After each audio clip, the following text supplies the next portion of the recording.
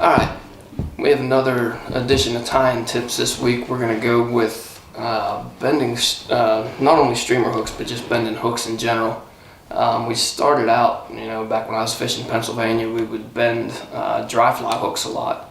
And we primarily tied on mustads back then. They're a heavier gauged hook than 94 480s.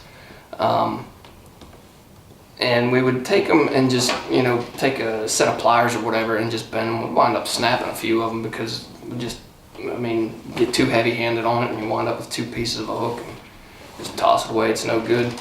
But we started doing that. We talked to the old timers. They were saying that you have to bend your hooks. And I'm thinking, why in the hell would you bend your hook? You're just ruining a good hook. So we got to talking to a few of them, and these were during like the real prolific hatches when you had like the sulfurs and the drakes and the grams coming off, and there were just thousands of flies on the water, and you couldn't get yours recognized from the rest of them.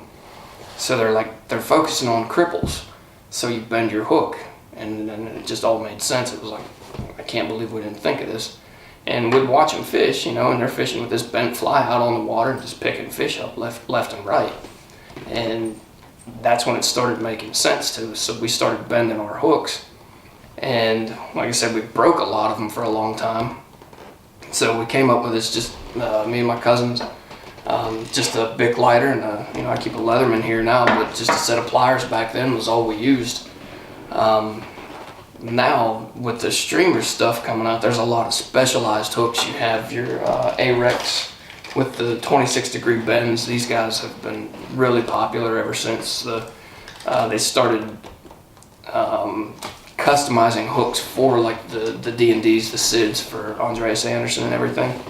So they got really popular, and it used to be we were bending our own streamer hooks for a long time too, and you would have a lot of inconsistencies through that. One may be a 20 degree, one may be a 30, and it would affect how a fly swims. So the companies started noticing that, and they came up with these specialized hooks, and they've really taken off ever since.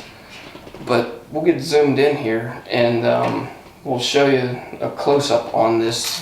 This is the Ahrex TP650 with the 26-degree bend. I'm kind of blocking the view here a little bit. But here you can see it. It's consistent. Every single one has this point. It's a 26-degree bend every time, and it really improves the overall consistency of your tying and everything. But there's one thing, I still bend these for the 26 degree, mainly for the triples. I found when I was tying them that the triples, you have a 8.5, 9-inch fly, and then you have a section this big right here. That's all you're getting to work with to form a head, and the head winds up just looking lost on the fly itself. So what I did was I took a Gami, this is a B10S, and I moved the bend back a little bit. And it's not drastic. It's nothing, it may be 1/8 of an inch, maybe 1/4 of an inch. Let me make sure that I'm on a good background here. But here's the bend on the Ahrex, and then here's the bend on the Gami.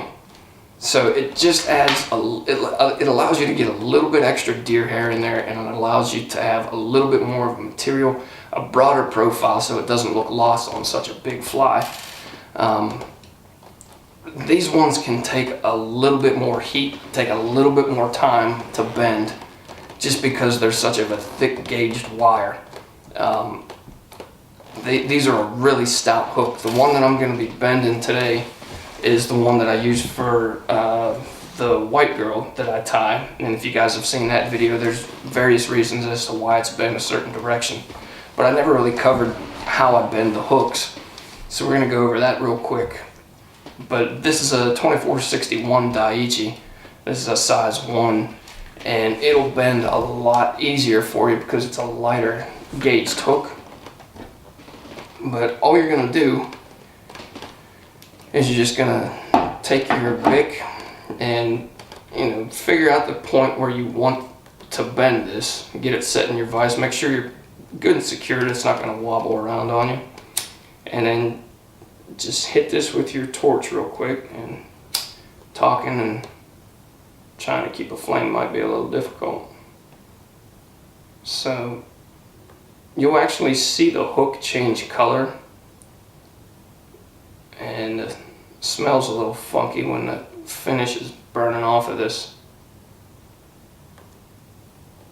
But there, I'm pretty sure that the camera's not picking this up, but you'll see it when you do it for yourself that it does actually change color for you.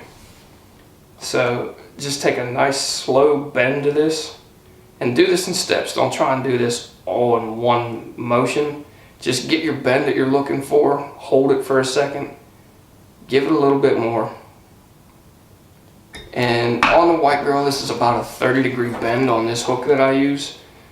So we're probably sitting at, I don't know, maybe 15 to 20 to 25, I would say. So we're just going to give this a little bit more. Throw a little bit more heat on this and rotate this forward just to get that little bit extra that we're looking for. And that's pretty close. I mean, we're in the ballpark of 30 degrees. And then the last thing I do is I just take this and give it maybe a 5-degree bend downward. And just hold that and hold it. And that's pretty close to what we're looking for. I know it's not going to pick, the camera's not going to pick up the bend both on the downward and sideways angles, but that's pretty much how it's done. I mean, it's a really simple process on these lighter gauged hooks. The gummies, they're a lot more work. They take a lot more time to get the bend that you want. But if you take your time with them, you can get it done. And in the ballpark of this 26 degree. But I should have held these up. Matter of fact, we'll zoom back in real quick. And we'll just show you the 26 degree bend. Obviously, the Ahrex has the, it's a very distinct bend. You can see it right here. It's very distinct to where it comes down.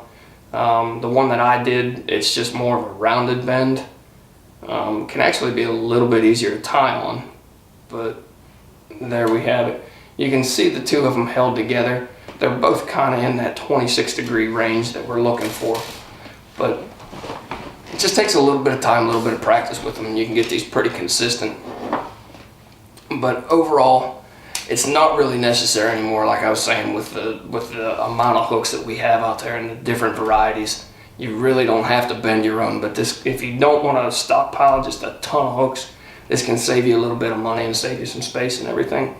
But if you have any questions, as always, just leave them with me and I'll get back to you. But thanks again for watching, and we'll catch you on the next fly.